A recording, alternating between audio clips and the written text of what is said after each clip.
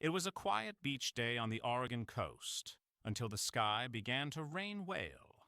On November 12th, 1970, a crowd gathered near Florence, Oregon, to witness what was meant to be a practical solution to a bizarre problem. 3 days earlier, an 8-ton sperm whale had washed ashore, dead and rapidly decomposing. The stench was overpowering. Local officials had a decision to make, and they made the wrong one. Rather than burying the carcass or towing it out to sea, the Oregon State Highway Division decided to use explosives. Their reasoning? Blow it up, and nature, namely seagulls, crabs, and other scavengers, would take care of the rest. But this wasn't a subtle detonation. Engineer George Thornton authorized 20 cases of dynamite, roughly half a ton, far exceeding the amount suggested by consulted munitions experts. Spectators, including reporters and families with children, were told to stand a quarter-mile away. Cameras rolled. The countdown began. At precisely 3:45 p.m., the dynamite erupted. A geyser of sand, whale flesh and bone shot into the air, reaching nearly 100 feet. For a split second, it seemed like a success. Then came the fallout. Chunks of blubber rained from the sky. One massive piece flattened the roof of a brand-new car parked just outside the safety perimeter. A vehicle, ironically, purchased with a dealership slogan promising a whale of a deal. Panicked spectators ran for cover as foul-smelling debris pummeled the area. The gulls, who were supposed to finish the job, had long since abandoned the scene, scared off by the thunderous blast. And to top it off, much of the whale remained intact. The explosion had mostly displaced and redistributed the carcass. Cleanup crews were forced to bury the remaining sections manually. It was a logistical failure and a public spectacle. But it was also unforgettable. The incident might have been relegated to local folklore, but a television news crew from KATU in Portland had captured the entire debacle on film.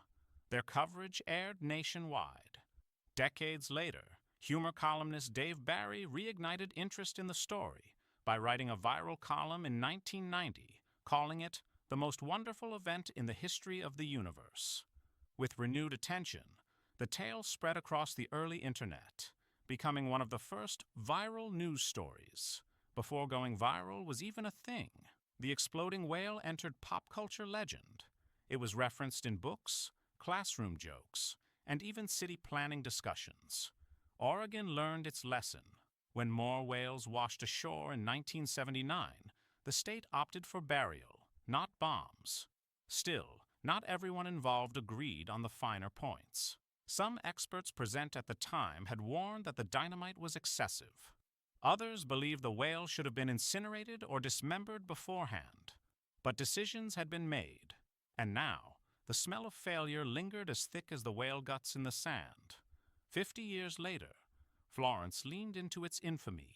In 2020, the city named a park Exploding Whale Memorial Park, commemorating the bizarre event with a mix of pride and amusement. It became a selfie hotspot and a symbol of what happens when bold ideas meet bad planning. Interestingly, Oregon's wasn't the only whale to explode. In 2004, a dead sperm whale in Taiwan burst from internal gas buildup while being transported through a city, covering cars and storefronts in organic horror. Natural decompositions, though less cinematic, can be equally messy, but few incidents have matched the theatrical flair of Oregon's airborne blubber apocalypse. Today, the footage still circulates online. The countdown, the blast, the cheering, the shrieking, the laughter quickly turning to screams. It remains a surreal document of a very real event, one where bureaucracy, biology, and dynamite collided spectacularly. The exploding whale teaches us a simple lesson. Sometimes, the easiest solution isn't the loudest one. And if you ever find yourself needing to dispose of 8 tons of whale, maybe start with a shovel. If you liked what you watched, please like and subscribe. We post interesting and crazy stories from throughout history every Wednesday and Saturday. Yesterday's craziness, because yesterday was crazy too.